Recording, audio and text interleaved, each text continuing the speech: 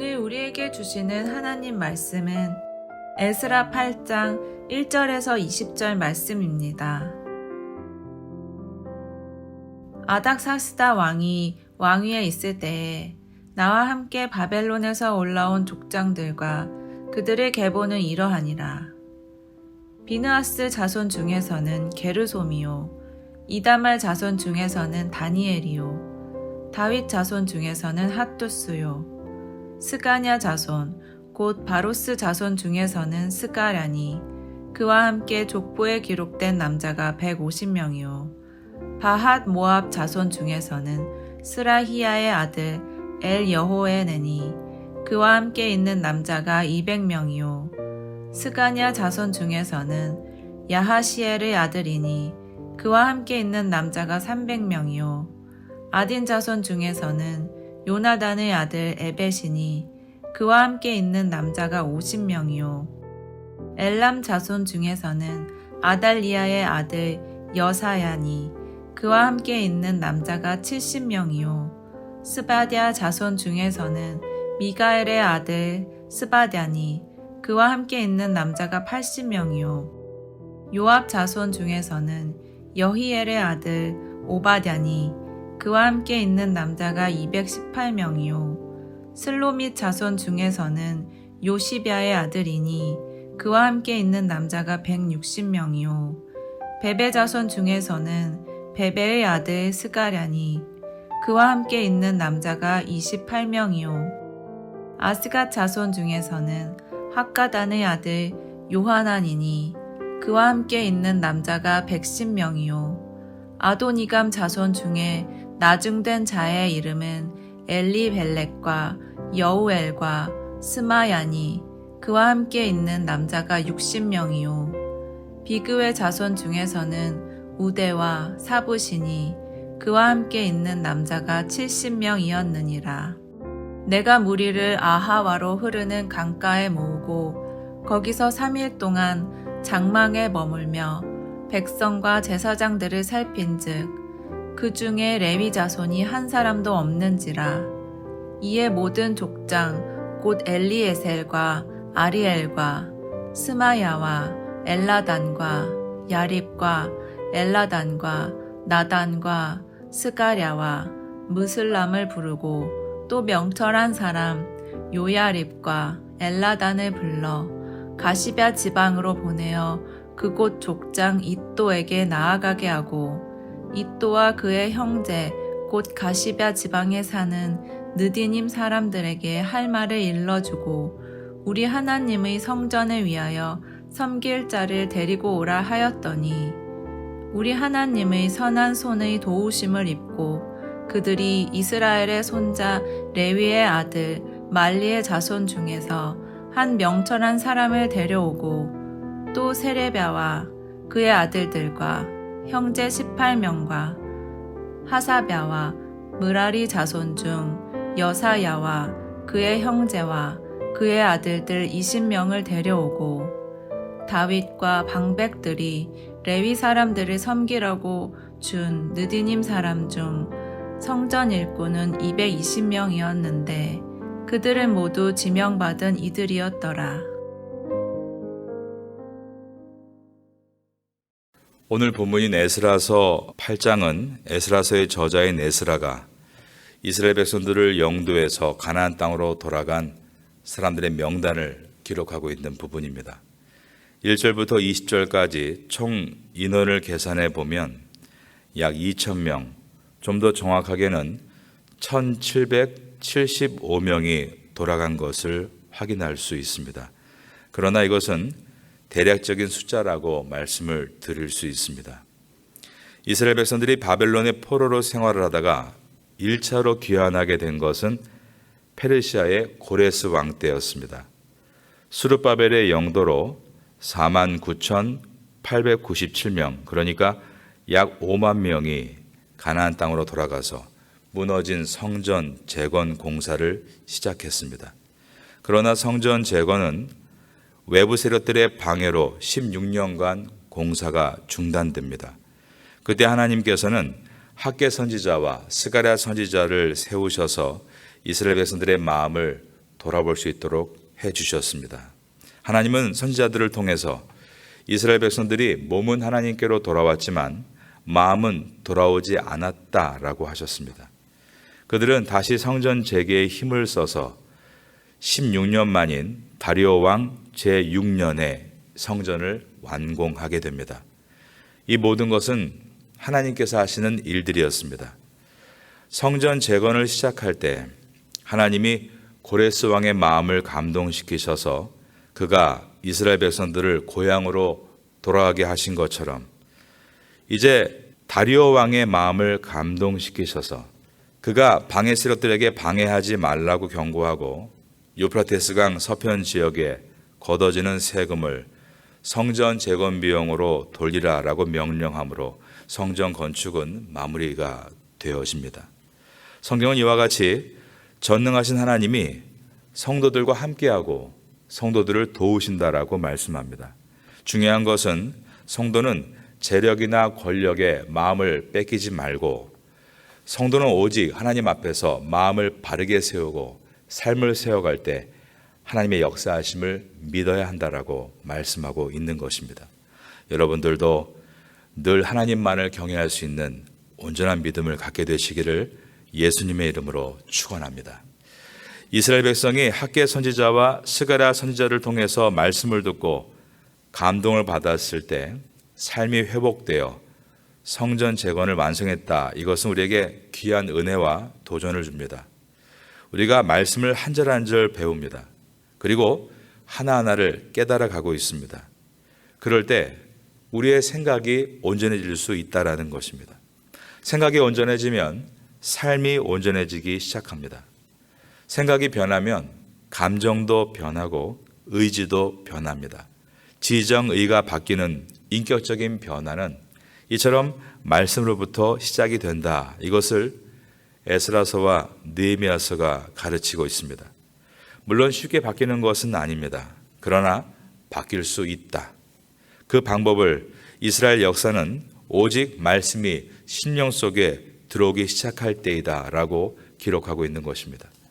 말씀이 임하는 곳에 성령의 역사가 있기 때문이고 말씀과 성령을 의지하여 기도하게 되면 주님은 우리의 심령 안에 새로운 생각을 부어주시기 때문입니다. 새로운 생각이 새로운 삶을 꿈꾸게 하고 새로운 비전이 있는 사람에게 오늘은 희망의 날이고 내일은 설레임의 날이 되기 때문입니다. 새벽마다 주의 말씀을 들으시고 기도하시는 여러분에게 하늘의 비전으로 가득한 은혜가 있게 되기를 바라겠습니다. 이스라엘 백성들이 바벨론 포로로 생활하다가 1차로 귀환하게 된 것은 페르시아의 고레스 왕 때였습니다. 아까 말씀드린 대로 바벨론의 영도로 49,897명, 약 5만 명이 가나안 땅으로 돌아가서 무너진 성전 재건 공사를 시작합니다. 이스라엘 백성들은 다리오 왕 때 무너진 성전 재건을 다 마칠 수 있었습니다. 시간이 흘러서 이제 아닥사스다 왕 때였습니다. 바벨론에서 가나안 땅으로 제2차 귀환을 하기 위해 에스라가 준비되고 있었습니다. 이때는 1차 때부터 귀환한 연도를 계산하면 약 80년이 흐른 뒤였습니다. 이들이 귀환한다는 것은 1차 귀환 때보다도 더 큰 결단이 필요했습니다. 에스라 같은 경우도 그의 직책은 학사였다라고 되어 있는데 왕실 서기관으로서 법과 규율을 담당하는 오늘날로 말하면 부장검사 같은 직책입니다. 왕의 총애를 한 몸에 받고 있었고 옛날 바벨론 땅, 지금의 페르시아 제도 안에서 평안하고 안정적인 삶을 누리고 있었던 것입니다. 그런데 그것을 다 내려놓고 하나님의 비전을 따라 그는 가나안 땅을 향해 나아가고 있었습니다. 이것은 흡사 창세기에 나오는 아브라함을 연상시켜 줍니다. 그리고 그런 사람들이 한두 사람이 아니라 약 2,000명의 사람들이 2차 귀환에 동참하고 있다는 것은 매우 놀라운 일이 아닐 수 없습니다. 그러므로 에스라서 8장은 이 귀환 비전에 동참하고 있는 귀환하는 사람들의 명단을 하나하나 기록하고 있습니다. 이 귀환 한 사람 한 사람을 생각하면서 1절부터 14절까지 제가 한번 읽어보겠습니다. 아닥사스다 왕이 왕위에 있을 때에 나와 함께 바벨론에서 올라온 족장들과 그들의 계보는 이러하니라. 비느하스 자손 중에서 게르솜이요, 이다말 자손 중에는 다니엘이요, 다윗 자손 중에는 핫두스요, 스가냐 자손 곧 바로스 자손 중에서는 스가랴니, 그와 함께 족보에 기록된 남자가 150명이요. 바한모압 자손 중에서는 스라히야의 아들 엘 여호와 에넨이, 그와 함께 있는 남자가 200명이요. 스가냐 자손 중에서는 야하시엘의 아들이니 그와 함께 있는 남자가 300명이요. 아딘 자손 중에서는 요나단의 아들 에벳이니 그와 함께 있는 남자가 50명이요.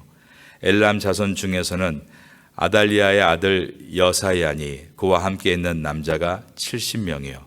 스바냐 자손 중에서는 미가엘의 아들 스바랴니 그와 함께 있는 남자가 80명이요. 요압 자손 중에서는 여엘의 아들 오바댜니 그와 함께 있는 남자가 218명이요.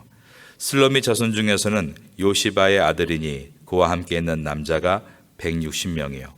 베베 자손 중에서는 베베의 아들 스가랴니 그와 함께 있는 남자가 28명이요. 아스가 자손 중에서는 학가단의 아들 요하난이니 그와 함께 있는 남자가 110명이요. 아도니감 자손 중에 나중된 자의 이름은 엘리벨렉과 여우엘과 스마야니 그와 함께 있는 남자가 60명이요. 비구의 자손 중에서는 우대와 사부시니 그와 함께 있는 남자가 70명이었느니라. 그런데 이제 머나먼 땅인 가나안으로 출발하기 앞서 조사해 보니 이 2차 귀환 자들 가운데 레위 자손이 한 사람도 없다는 것을 알게 됐습니다. 15절입니다. 내가 무리를 아하와로 흐르는 강가에 모으고 거기서 3일 동안 장막에 머물며 백성과 제사장들을 살핀즉 그 중에 레위 자손이 한 사람도 없는지라.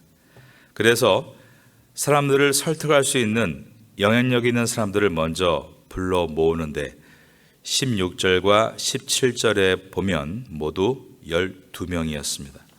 이에 모든 족장 곧 엘리에셀과 알리엘과 스마야와 엘라단과 야립과 엘라단과 나단과 스가랴와 무슬람을 부르고 또 명철한 사람 요야립과 엘라단을 불러 가시베아 지방으로 보내어 그 곧 족장 이또에게 나아가게 하고 이또와 그의 형제 곧 가시베아 지방에 사는 느드님 사람들에게 할 말을 일러주고 우리 하나님의 성전을 위하여 섬길 자를 데려오라 하였더니, 그래서 레위인들 38명을 설득해서 그들이 2차 귀환에 동참하게 됩니다. 18절입니다. 우리 하나님의 선한 손에 도우심을 입고 그들이 이스라엘의 손자 레위의 아들 말리의 자손 중에서 한 명철한 사람을 데려오고 또 세레바와 그의 아들들과 형제 18명과 18절에서 18명이 동참했다는 것을 볼 수 있고 19절에 보면 하세아바와 무라리 자손 중 여사야와 그의 형제와 그의 아들들 20명을 데려오고 이렇게 20명이 동참함으로 총 38명의 레위 자손이 2차 귀환에 참여하게 됩니다. 이 인원에 대해서 너무 작다고 느껴질 수도 있습니다. 네, 그렇습니다. 확실히 작은 숫자입니다.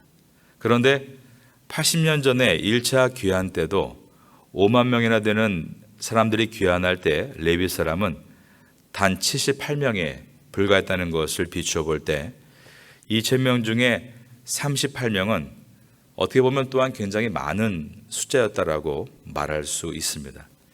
에스라서 8장이 이처럼 레위인을 찾고 그들을 데리고 가는 것에 초점을 두고 기록한 이유는 에스라 시대 때는 이것이 필요했기 때문입니다.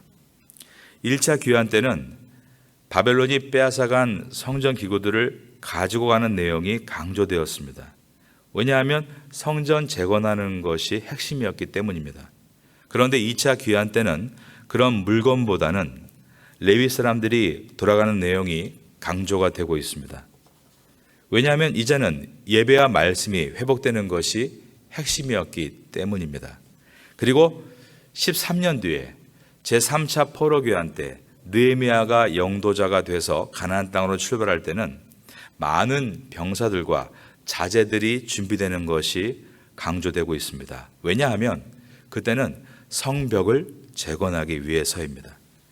그리고 나중에 성벽이 다 재건되고 나서 그들이 7월 달에 일제히 수문화 광장 앞에 모이게 되는데 바로 이것은 예배 회복을 알리는 신호탄이었습니다. 그런데 이 신호탄이 이미 한번 올라간 적이 있었죠. 에스라서 3장이었습니다. 3장 1절입니다. 이스라엘 자손이 각자의 성읍에 살았더니 일곱째 달에 이르러 일제히 예루살렘에 모인지라. 이들이 7월 달에 모인 이유는 초막절을 지키기 위해서였습니다. 아래 3장 6절에 보면 일곱째 달 초하루부터 비로소 여호와께 번제를 드렸으나 그때의 여호와의 성전 지대는 미쳐 놓지 못한지라. 아직 성전이 재건되지 않았을 때 예배를 먼저 드림으로 온전한 성도의 삶을 그들은 시작했습니다. 이때부터 모든 예배가 정상적으로 드려지기 시작했다.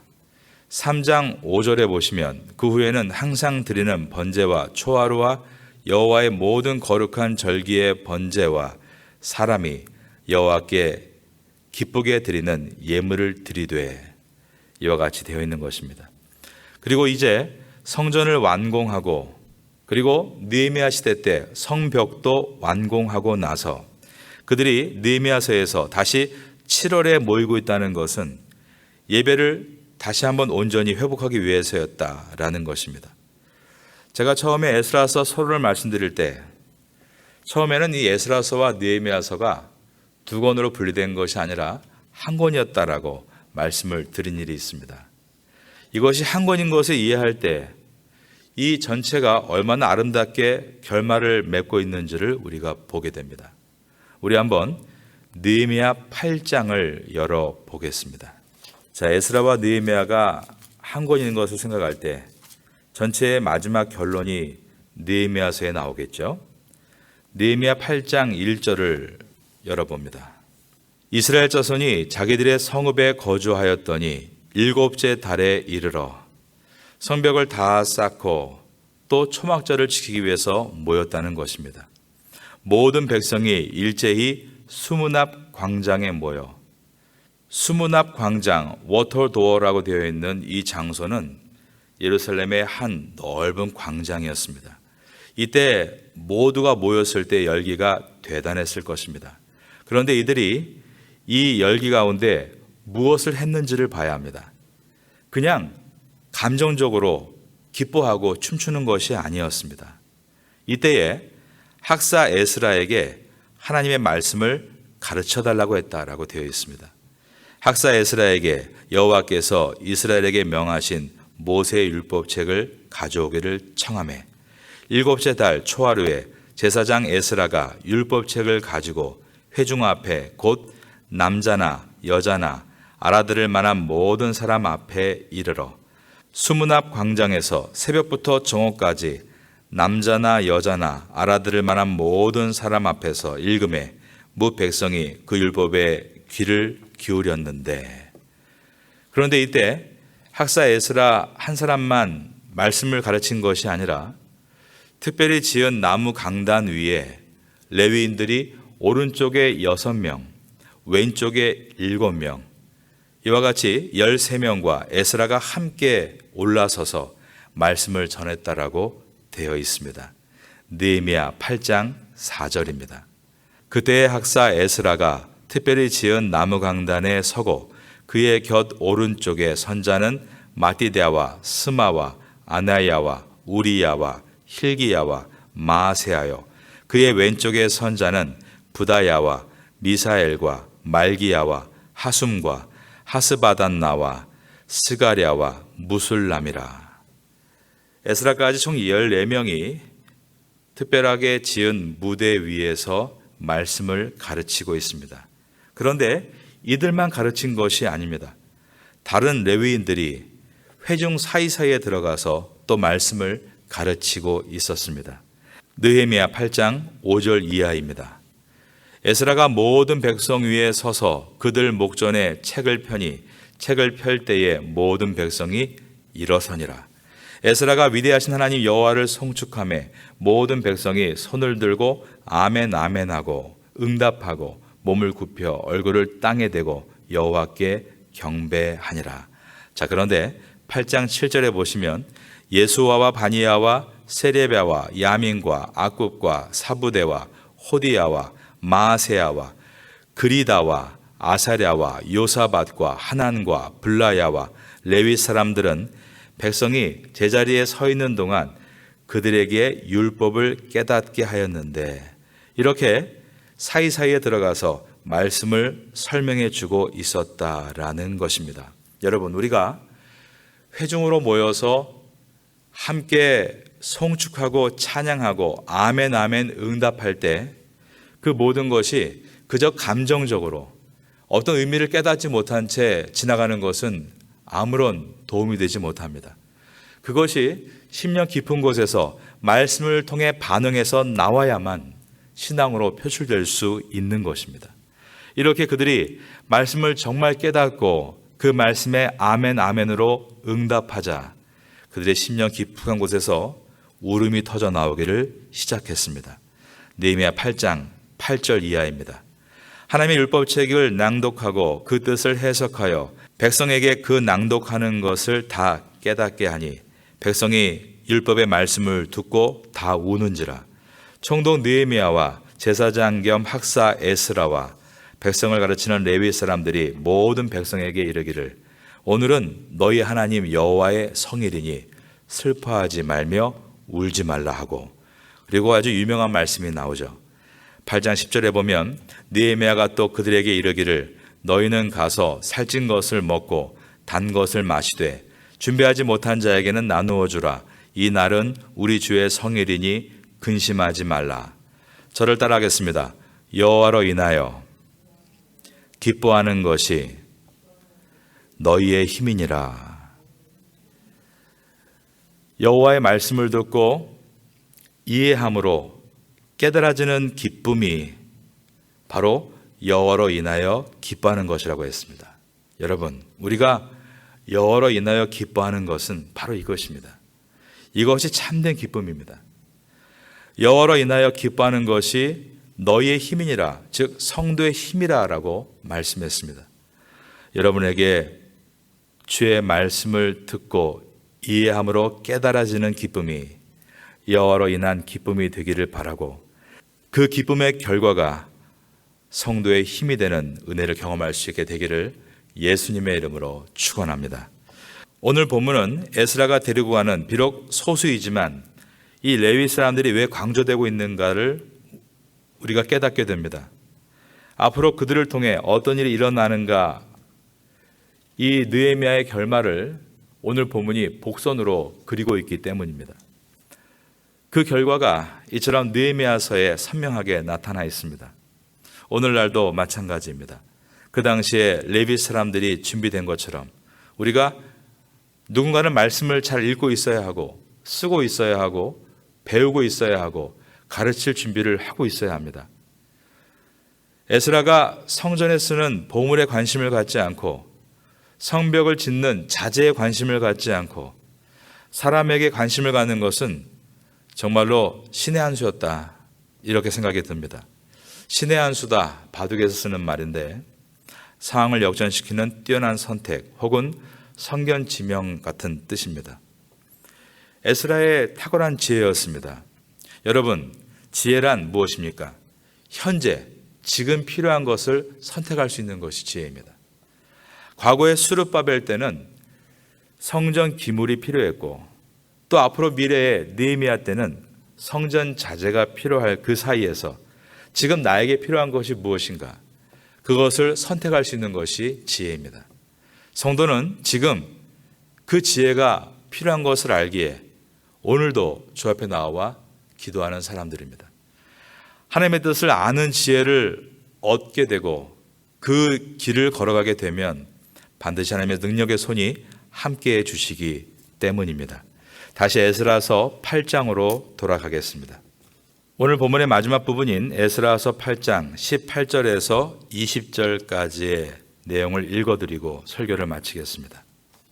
우리 하나님의 선한 손에 도우심을 입고 그들이 이스라엘의 손자 레위의 아들 말리의 자손 중에서 한 명철한 사람을 데려오고 또 세레바와 그의 아들들과 형제 18명과 하사바와 무라리 자손 중 여사야와 그의 형제와 그의 아들들 20명을 데려오고 다윗과 방백들이 레위 사람들을 섬기라고 준 느드님 사람 중 성전 일꾼은 220명이었는데 그들은 모두 지명받은 이들이었더라. 에스라가 그때 필요한 레위인들을 모을 수 있게 된 것도 하나님이 주신 지혜였고 이제 그가 그 필요한 만큼 레위인들을 다 데리고 갈 수 있었던 것도 하나님의 능력이었습니다. 이것을 18절은 우리 하나님의 선한 손에 도우심이 있었다라고 기록을 하고 있습니다. 이 새벽에 나와 기도하시는 여러분에게 하나님의 선한 손이 함께 하시기를 바라겠습니다. 여러분에게 필요한 지혜를 구하시면 하나님이 과거의 낡은 지혜가 아니라 오늘 필요한 지혜를 주실 줄로 믿습니다. 그 지혜를 붙들고 기도하시고 오늘도 하나님의 선한 도우심 속에서 승리하시기를 예수님의 이름으로 축원합니다.